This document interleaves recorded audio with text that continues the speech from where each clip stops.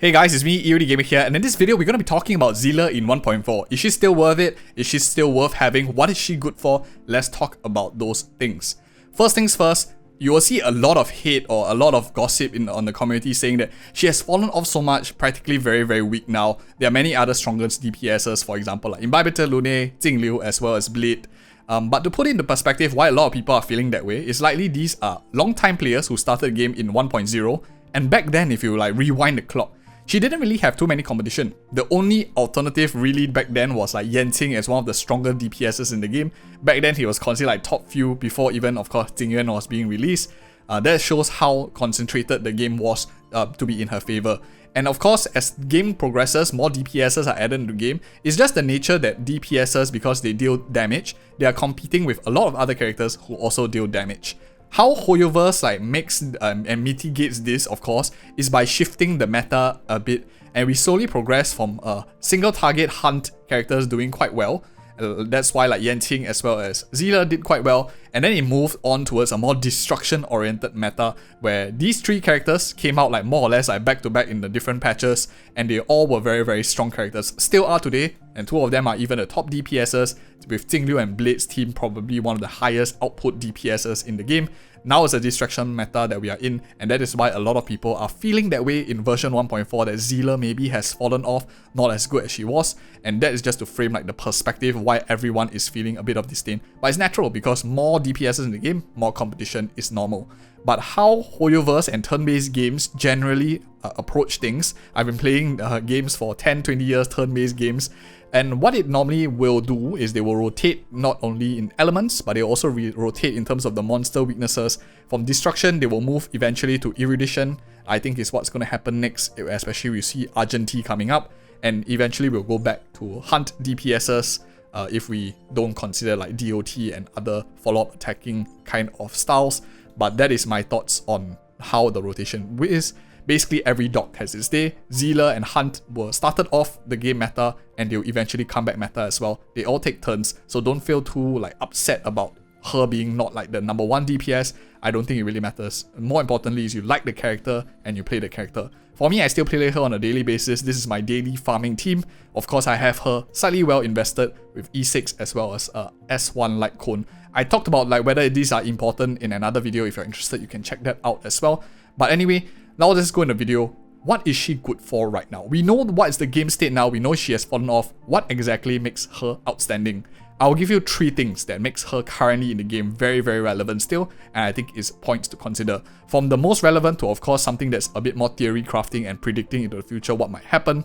But first, let's start off with relics as well as her team composition. One of the things that makes her super good still is access to this excellent set, Genius of Brilliant Stars.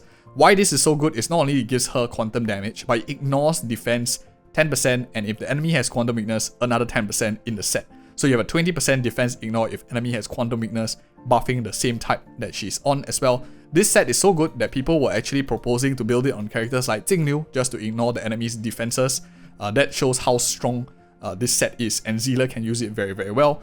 Comboing together the fact that her very good support, Silver Wolf, which is another meta unit that a lot of people like to pick up or plan to pick up as well. Silver Wolf drops in weaknesses onto the enemy using her skill ability. When you drop this wall of text basically just reducing rest, but when you drop in like a weakness into the enemy, you basically force them to have this quantum set weakness right here, especially if you're running like a mono quantum team with Seele or double quantum. That means you can drop quantum weakness on any enemy as well. Not to mention, Silver Wolf also has defense shredding on a single target, which makes those big PP numbers pop off for Seele as well. So that's really like the first main thing, is the synergies with meta characters, for example like Silver Wolf, and a very very strong set in the game right now. Not only that, you have a meta defensive unit who's also quantum, Fucc, giving crit rate to the entire team as well. Very tons of good value in terms of her overall kit. Even if you don't have her very well invested, or you don't have her to begin with, you have another quantum character who is Nickss, who really gives you a lot of ways to like play your roster, because you just need Nickss, Silver Wolf as well as Seele, and you pretty much are good to go to fit anyone else in the last slot. Maybe some kind of AoE damage dealer if you wanted to, so you can like cover up Seele's weaknesses because she's more single target in nature. So that aside, that's the first thing. Second thing I think is also quite simple to explain is she's a very, very easy to use DPS, doesn't have too much complications in terms of team compositions. What do I mean by complications? Characters, for example, like, I would say, first things first, like Topaz and Nambi, Jingyuan, follow-up attacks, they are not really easy to understand for a person getting into a game. If you are a very new player to turn-based games, new player to games in general, you like the story a lot, Seele is going to feel very comfortable to play, very easy to understand. You do big PP damage, you kill a target, you move again, you use the ultimate. It's a very entryway character to understanding the whole turn-based game dynamics. If you are an experienced player, you have played like many turn-based games in the past, I think characters that work on follow-up attacks will feel a bit more higher difficulty and more fun because it requires a bit more thinking, theory crafting, and like team building. And that is, I think, the advantage of a simplistic character to play. Not only simple in her design and kit, but she's also very simple to form team compositions for. You can run her with many characters like Silwolf, a debuffer, or you can run her with a buffing character like Bronya. For example, like Tingyun, you can run her with Esther, which many of us ran at the first instance of the game, just to give us a bit more attack and speed. This is a free-to-play character, of course. And you can just pair her up with simply another AoE DPS like the free Serval that we all got, or basically any other character like maybe Queen Ifen also, who's currently on the 1.4 banner.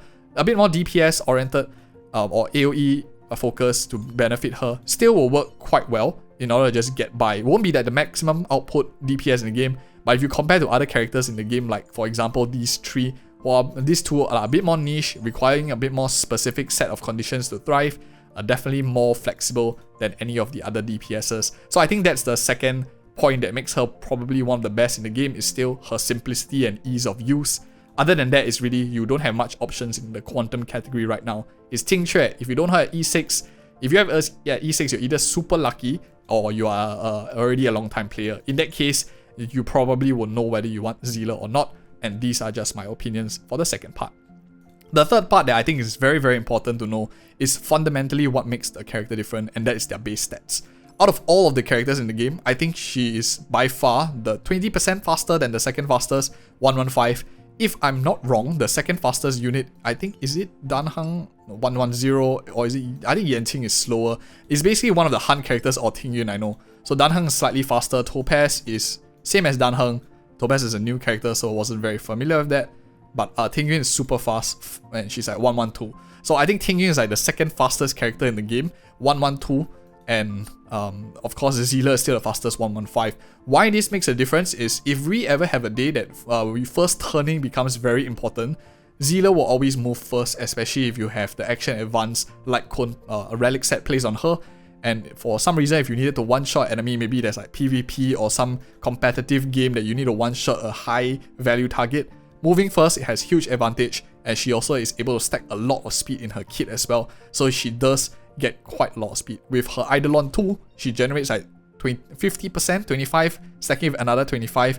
That's a 50% speed boost on her base of like 115, means you can go at like 160 plus, which is super, super fast for a character.